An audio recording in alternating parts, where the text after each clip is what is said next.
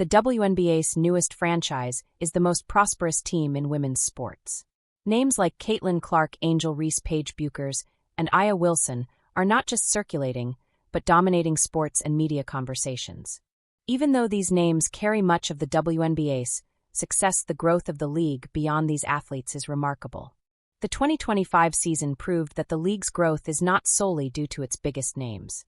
With the success of its newest franchise, the Golden State Valkyries, the WNBA has demonstrated they can sustain audiences and establish a place for themselves in the sports media landscape despite expansion conflicts. Valkyries fan Shayna Blum, 29, shared her insight as a California native, saying there's an underlying appreciation for basketball in the Bay Area. Despite that background of the Bay Area being known for basketball, the Valkyries created their own fanbase. Expansion wins. This past summer, the WNBA announced that 3 more cities with large media markets were awarded expansion. We can expect to see Cleveland take the court again in 2028, Detroit in 2029, and Philadelphia, a city that's never had a WNBA franchise, make a debut in 2030 with the unveiling of the Xfinity Live Arena. Fans can expect 2 new cities in the 2026 season, the Toronto Tempo and the Portland Fire. 18 teams will participate in the league by 2030. There is pressure to expand to cities like Houston, which had a successful WNBA franchise that won multiple titles before being disbanded in 2008. Blum mentioned that the new franchise in her city drew her to the WNBA and that she began to follow the league as a whole. Just having that connection to my city and having pride for your home team is really important to a lot of people to draw them into wanting to watch the WNBA, said Blum. The Valkyries' record-breaking attendance, their achievement as the first expansion team to compete in the playoffs, and their recognition with both Coach of the Year Cody and Most Improved Player (MIP) honors signal a new level of prosperity for incoming franchises. A big part of that on-court success comes from how the team didn't rely on a star player, but distributed the effort equally between everyone.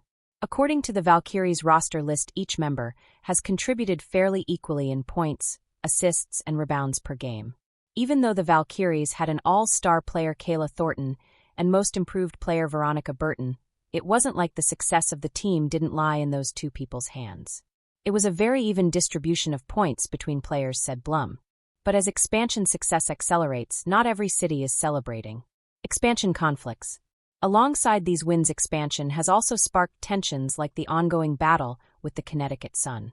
Shortly after the league announced the city's awarded expansion, Kathy Engelbert, WNBA commissioner, announced without approval that the Connecticut Sun would be moving to Boston. For context, the Connecticut Sun is currently unable to compete with the WNBA's current influx of money. This is caused by a lack of player resources such as private practice facilities. Hartford is also a smaller market compared to bigger cities that are looking to buy in.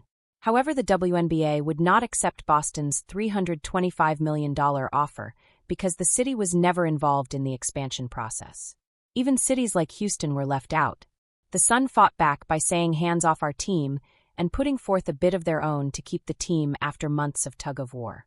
This past week, Senator Richard Blumenthal and Connecticut Attorney General William Tong sent certified letters to Engelbert strongly urging the WNBA to refrain from any further actions that would interfere with the state's efforts to keep the Sun where it belongs in Connecticut. However, the league would not accept the Sun's offer either, indicating they are planning on buying the Sun and moving the team to a city of their choice. This could result in a potential antitrust lawsuit against the WNBA. That being said, this battle conveys how much the league has grown even in the past 5 years. The league went from relying on smaller markets like Connecticut and cities without NBA teams like Vegas to now being fought over by the largest media markets. Before the 2025 season started, it was expected that this year the WNBA would have surpassed viewership of Caitlin Clark's rookie season. It ended up being the most watched since the league's debut in 1996. I definitely think the Valkyries' success flipped a narrative on how successful an expansion team can be. I think the Valkyries' overarching success definitely will kind of alleviate some of the doubt for the future expansion team, said Blum. The Bay Area's success proves that expansion can anchor the WNBA's future because the league is showing they are a worthy investment. Expansion has become more than a business move, but a cultural shift, setting a precedent that growth is no longer hypothetical, it's here.